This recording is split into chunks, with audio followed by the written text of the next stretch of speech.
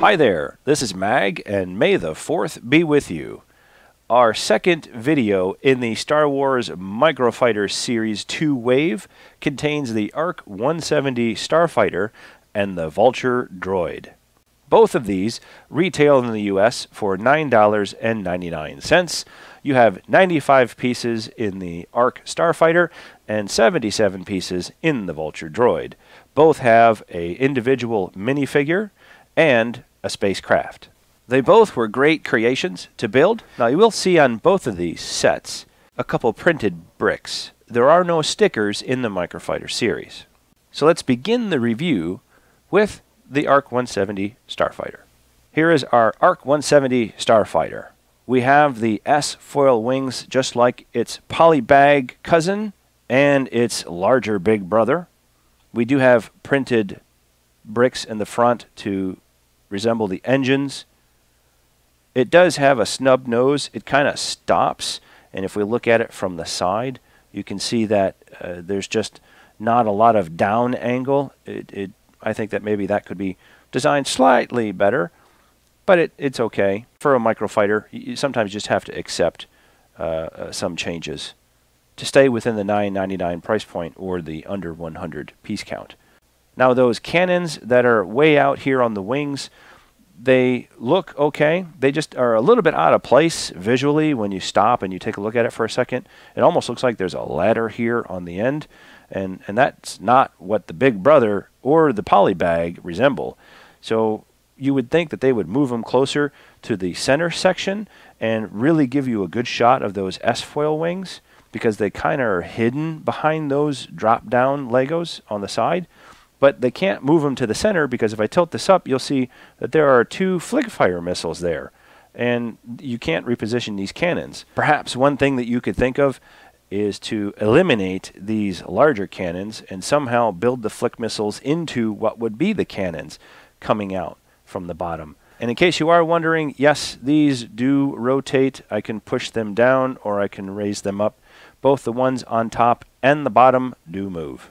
Here's just a straight-on shot from the side where you can see the 3 canopies, and if you're familiar with the ARC 170, you'll know that there's 3 sections. There's the pilot section, which is the front canopy. The co-pilot area is slightly to the rear and raised, and that is the section that controls the actual S foil. And then you have the 3rd canopy in the back, which is where your gunner would sit to control the rear cannon. A shot from the back, you could see 2 small circular 1x1 studs, which are pink, purple in color. They're translucent. I think that they could have put something back there a little bit larger to resemble the rear of the engines. I see what they're going for, and they may have been limited in space to include something larger simply from the design of this build.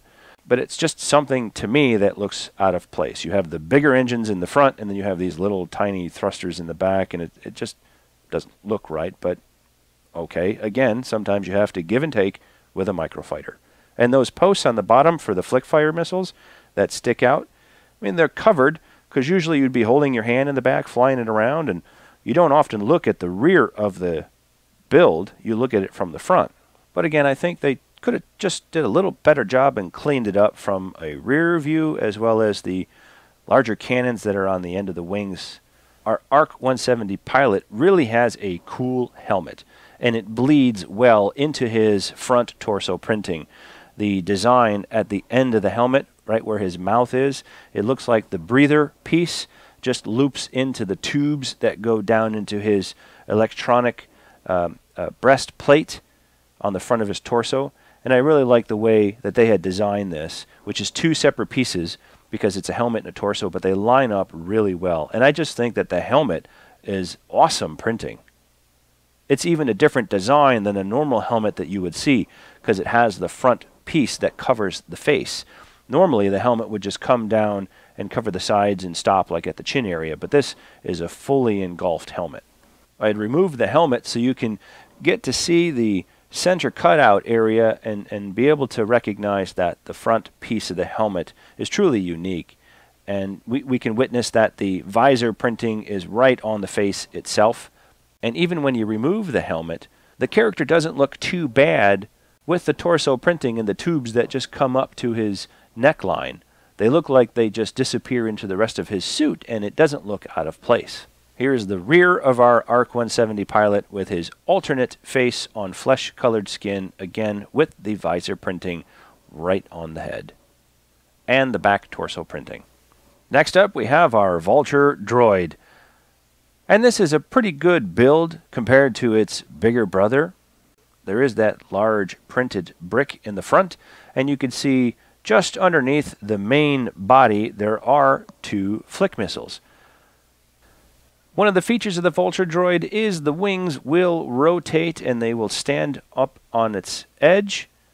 They do rotate freely from one another. You can twist one side all by itself and the other side independently.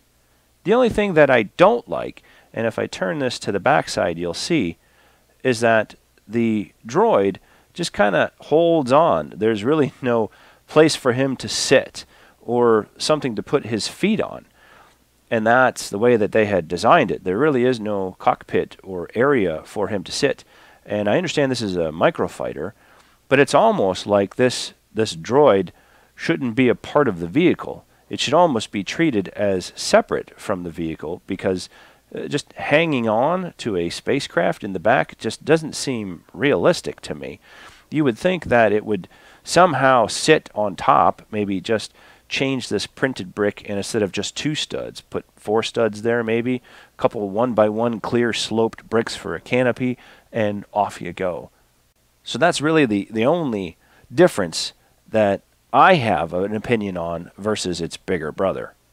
The only other thing I would change slightly is instead of a 1x2 flat panel, I would actually do a 1x3 and cover all of the exposed studs on the side. There really isn't any reason to have that extra stud exposed. It just looks sleeker. Why LEGO would stop short of covering that last stud, I don't know. But if you have a purpose of why they designed it like that, please let me know.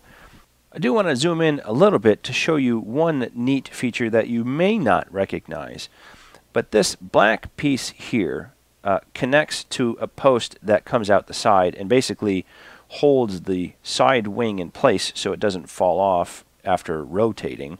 And even though it's designed to be a Technic piece where you have 2 posts on this side and 2 posts in the back, where this 1x2 Technic brick just slid on to keep these at the proper angle, it does look like 2 cannons that shoot from right inside the wings when it's in flight mode.